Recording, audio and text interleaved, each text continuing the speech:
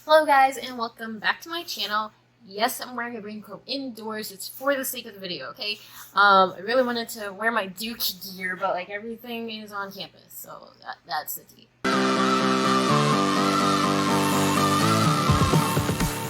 So this is a video that I normally wouldn't do, but I give advice on Reddit all the time, and I realize people only DM me when I say, hi, I go to Duke. Which kind of sucks because I want you guys to like me for the quality of my advice. But I understand that you want to see the tangible outcomes of that advice and kind of compare it to your own situations and also just learn about top 20 colleges in general and the application processes for those. So that's what this video is more about today. So a preface that no one truly knows exactly the reason why they attend the school that they do currently. They can only relay the things that were on their application that the school may have liked in particular. What did I do? Alright, so I'm just going to talk about my extracurriculars, classes, test scores, and I think that's it. Oh, awards, but I did not really do much in that regard, so yeah. Okay, so one thing that's good to start off with is that I applied to every college with a biomedical, bioengineering, or biological engineering major. And that changed just depending on whether or not the school itself had a biomedical engineering programs. Some universities don't offer biomedical engineering and they'll offer something like biological engineering instead. So I opted for that because I was like, okay, that still interests me. The way that you choose your major when you apply for U.S. colleges, though, is that you just rank what 3 subjects are you most interested in, and you just put your top 3 in order. So number 1 was biomedical engineering for me. Number 2 was neuroscience, and then number 3 was Spanish, because I knew I wanted to either double major or minor in Spanish because it was something that I did all of high school. It was something that I really enjoyed, and it was and knew I wanted to apply in my career later on. So that's why I wanted to continue learning that. So freshman year, my high school doesn't let people take APs, so I took no AP classes. Freshman year, just all honors coursework and band, which is not honors, but class that I took all 4 years of high school. So sophomore year is when I took AP Calc, and I also took AP Bio and AP US History. Those were fine. I got a 4 in English, which is also fine. Junior year, I took AP Computer Science Principles, which was really nice because that fulfilled the technology requirement at my school. AP Chemistry, AP English Language and Composition, AP Government, and then AP Calc BC. So you might notice that for some high schools, AP English is only taken senior year, and that was also the case at my high school. But some students my previous year who were really interested in the humanities opted to take AP English Language Composition during junior year, and the way they kind of did that was they did advanced summer coursework to kind of make up for skipping 11th grade English and going straight to AP English. So that was something that I also did. I was just looking at Duke's application and requirements for course requirements earlier today, and I do strongly recommend that no matter what your intended major is, no matter what field you want to go into, it's so helpful to do advanced coursework in everything and kind of anything, which kind of sucks if you don't like those topics. For me, it was very academic nerd, so I was very gung-ho about just learning random stuff, as you'll see by my senior year course load as well. But that's why I took AP English Language Composition. Senior year, I took AP Art History, AP Spanish 5, AP Physics, AP Literature, and AP Statistics. So I did not opt, after I finished the 2 years of calculus, I did not opt to take linear algebra or differential equations at a community college or online or anything like that. I didn't feel confident going into that coursework, but I knew it was okay that I was still involving myself in math by taking AP Statistics, so I didn't feel the need to seek linear algebra or differential equations coursework during my senior year of high school. But I know a lot of students who do finish calculus earlier do go on to do that, and that's totally normal and okay to do as well. That's what a lot of my friends who also took AP Calc sophomore year did their senior year. They took multivariable or linear algebra at local community colleges.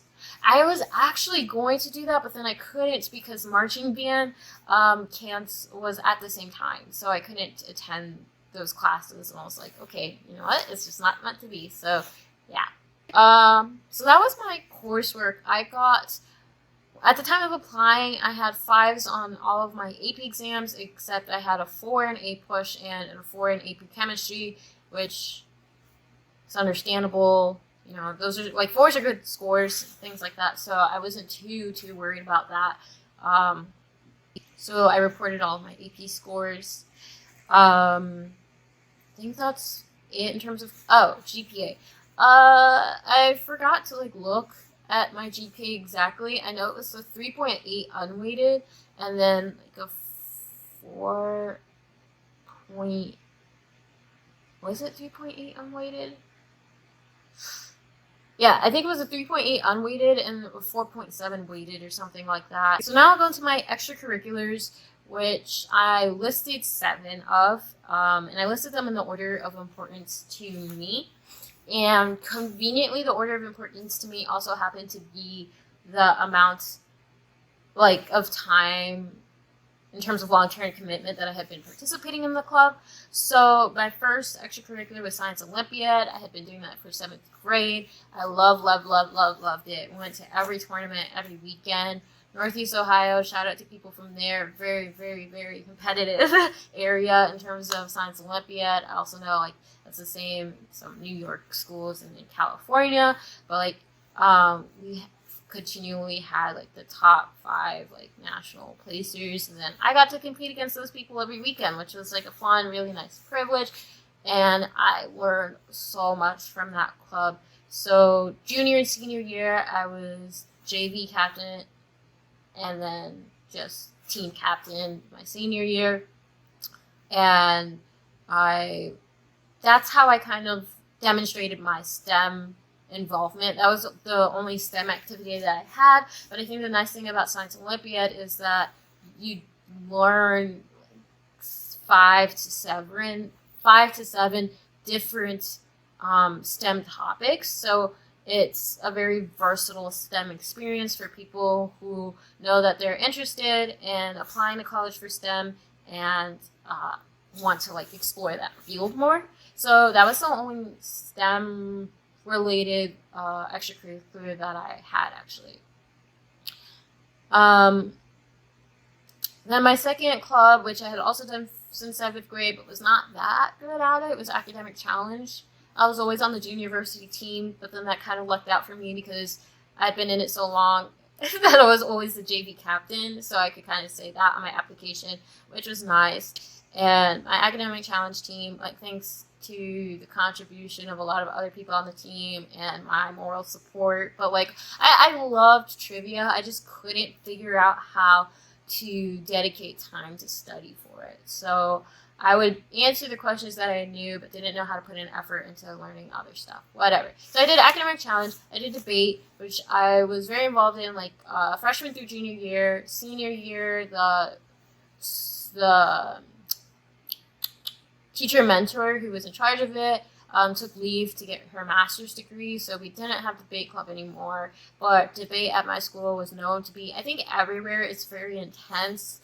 And so it pushed a lot of people away from it who wanted to compete in it just for fun because it was so competitive and hardcore. So it ended up falling apart senior year, which I was totally fine with. I just told colleges that, hey, because infrastructurally I cannot continue to do this. It was not by my choice. So yeah, that was something that I mentioned. I kind of lied.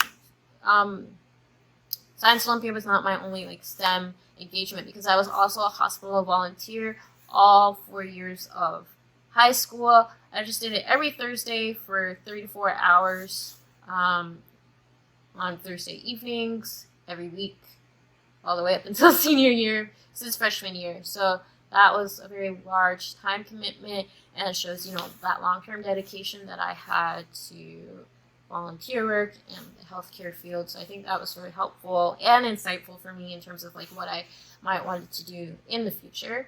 I also did I also, as I've mentioned many times now in this video, that I did band. I played the clarinet. I was not exceptional at the clarinet. I was also, again, conveniently lucky to be first, third chair. So I had that as like a leadership experience because I was in charge of teaching all the third chair clarinets, the music and things like that. What else? So my school had the upper level band. So I was in the upper level, more advanced band. And I also did marching band, which was like my sport. That was my gym credit in high school. That's the only sport or athletic activity that I've done. That is what my application consisted of. I did that for all 4 years. I've obviously been involved in band longer, but like the pre-high school years don't really count for any of the activities, but you can talk about those in your essays if you wanted to. So that's something that I did.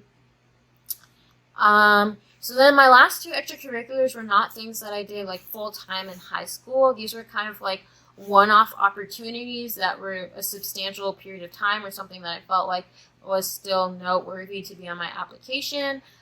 So one of them was a medical mission that I did in Honduras with my mom, and I felt like that reflected my interest in Spanish language again. So like that tied in, like, why does she want to major or minor in that? So I wanted to talk about it, and also showed how I was applying Spanish to the field that I wanted to pursue in my future, which was medicine. So that was on my application. So, and like, I didn't put it on there expecting, wow, this is going to impress ambitious officers, but I think it's still like a very valid extracurricular that people can put down. So that's what I did. And then my final extracurricular, which I think helped a lot in terms of like vetting my application, I guess, was I was really fortunate that I applied to and got into the MIT MOSEC program, which is a 6-month research/enrichment program. So like the enrichment part was networking, getting to know like the college admissions process, meeting other students, and just things like that, and kind of like navigating like the future college life. And so that went on like, so the enrichment period was 3 months in the fall, and then the 3 months in the summer before the fall, I don't know, I told them out of order, but the 3 months during the summer were like the research and coursework period. So you had to take a writing class, you had to take a specific course track. So of course, everyone wanted to do like the neuromedicine track. That's obviously what I wanted to do because I wanted to be a neurosurgeon later. I got put on the astrophysics track instead, and initially I was very upset, but then I realized, hey, this is something that I kind of can brag about, that I've learned astrophysics over the summer, so whatever. That was that was something that was nice for me. And I'll also admit, like, in Science Olympiad, I was very, which you'll learn in this next section, awards, I was very good at remote sensing. So that has everything to do with satellite imagery. So I was able to learn more about that in my astrophysics course track.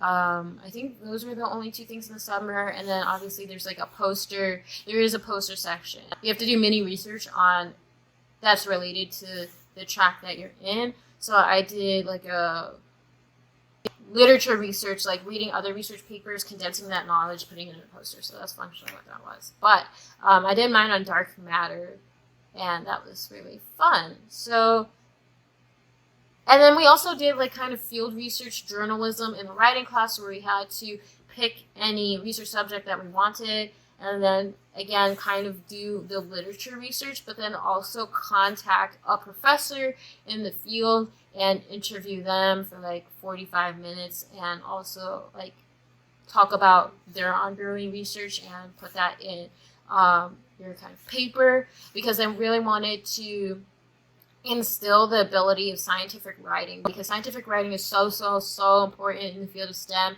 If you can't write, if you can't communicate your discoveries or like the portraits of those discoveries to people who don't understand science, or to people who don't understand that specific field of science, then it's going to be very, very difficult to have people pay attention to your research. So that's what we were practicing in that writing course, and those were like So that all went under the umbrella of like that MIT program in that extracurricular. I'm sorry that I go on tangents, but I feel like this is interesting. So I don't know. And it's my YouTube channel. I'm going to talk about whatever I want for as long as I want. And if it interests you, you can stay and listen. So next was the awards section. I put NHS and Spanish NHS as awards, I believe. I know that there's a limit of only 5 awards. So I don't remember exactly how I divvied the awards up, because it looks like right now I have more than 5 listed. So I had NHS and Spanish NHS as, I know I put NHS as an award for sure. I may or may not have put Spanish NHS. Then I also had AP awards. I don't remember if I listed those. And I had a first place in Science Olympiad in hydrogeology. And then like other top 5 finishes that I don't know if I mentioned. And then I had a second place in the state for remote sensing. Yay. I was very bummed to not get first place because I was getting first place a lot that whole year at the regional tournaments. But, second, okay, I'm complaining. Whatever. Second place for remote sensing was awesome. Something, is obviously awesome. It's just like a personal goal of mine was to get the gold.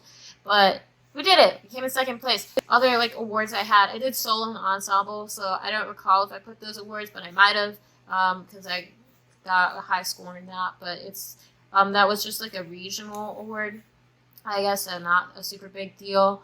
And that I know for a fact that I put down my school's academic challenge awards because I was there helping out every single time we competed. But basically there's a virtual contest for academic challenge that's on a national level, and my team would continually place in the top 3 every year. So that was an award that I was able to put down on my application.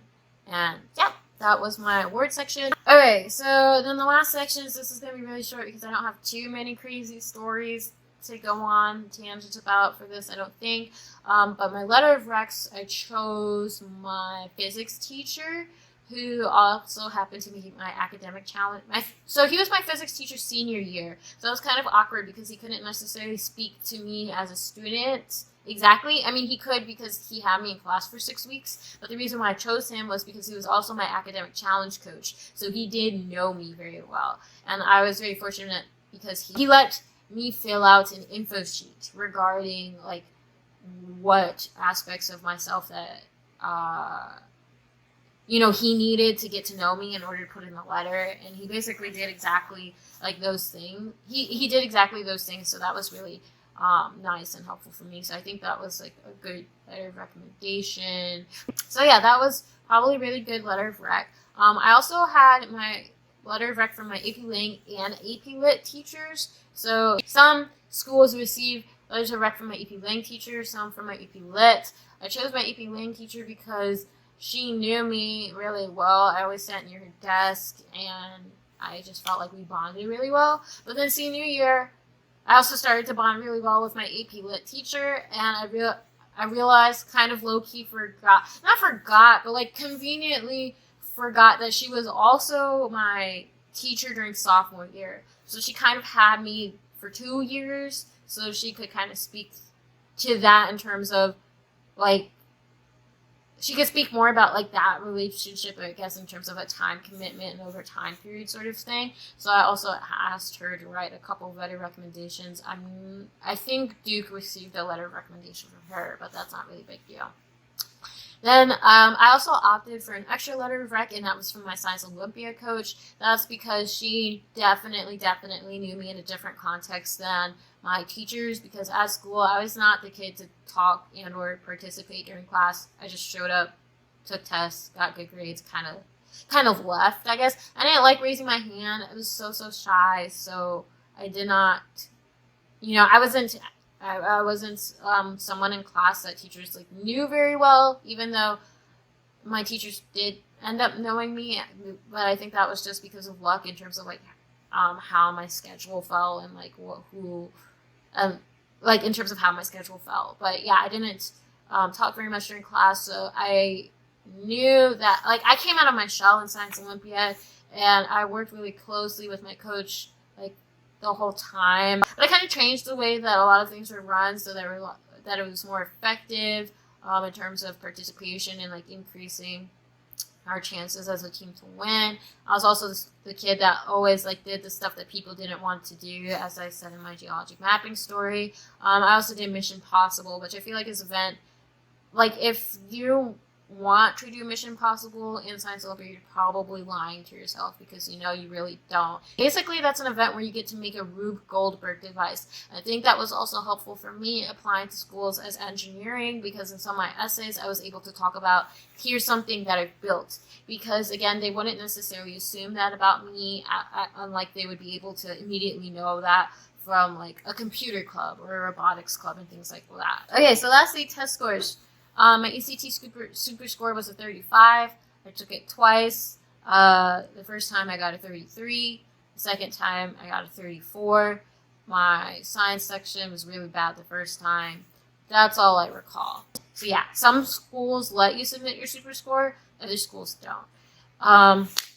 My SAT was a 1470. People always assume that I didn't report my SAT because it's like lower, but I realized that a 1470 on the SAT is like comparable to a 32 on the ACT, even though it's like, it looks like a different number because it's not 1500 plus. But 1470 is like only 3 questions off from a 1500, so it's not a horrible score. And back in the day when schools were not test optional, because I applied, in 2018, so test scores were kind of required, and I wanted to be as candid as possible with my test scores. I don't know why, so I submitted it. It was not a big deal. I don't think that negatively affected me at all, because again, as I mentioned earlier, I got all 5 of my AP exams as well, and I also took SAT subject tests. Those were not phenomenal.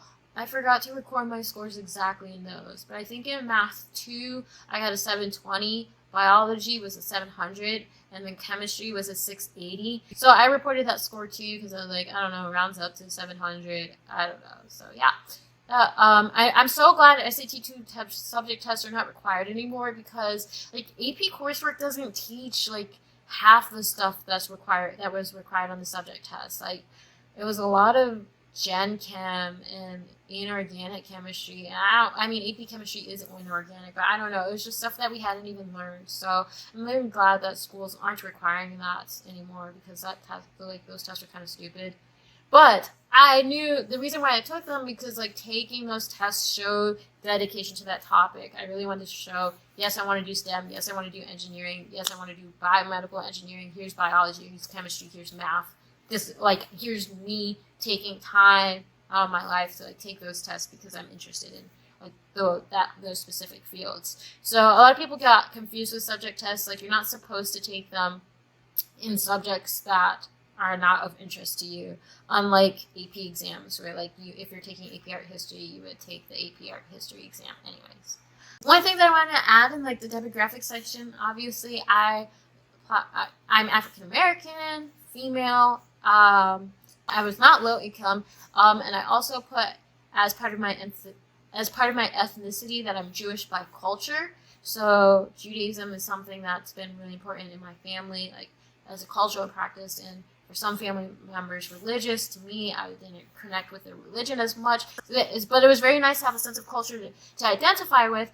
And in college applications, like it's really nice to see that Judaism is an ethnicity, is considered both as an ethnicity and a religion. So you can check off either Jewish religion or Jewish culture when you're applying in the Common App. So that's just a fun tip that I go for. That's what I did. And yeah, I'm from Ohio, from the Midwest, so that's kind of like the lowdown on my demographics. Oh, so one thing that I want to circle back to in terms of extracurriculars, there are 2 extracurriculars that I did not list, because I had only done them freshman and sophomore year, and I quit after sophomore year. So that doesn't show the long-term commitment that colleges like to see. One of those was Model United Nations, and the other one was peer tutoring. It was just those were just 2 things that kind of just fell off the rocker for me. I couldn't dedicate as much time to them, so I just didn't. And that's totally fine too. So I feel like people try to over-report extracurriculars, especially ones that they under participated in, and I wouldn't hesitate to not do that because it can kind of like send the wrong message too. So yeah, that's just my take on that. And yeah, that's my application. I didn't talk about essays or supplemental essays because there are or will be individual videos on those. So hopefully that gave you guys like a lot of insight, a lot of personal insight in terms of like my high school career and what my college application looked like. If you guys have any questions, please leave comments down below. Like, subscribe, share. I love your guys' support, and thank you so much. Bye.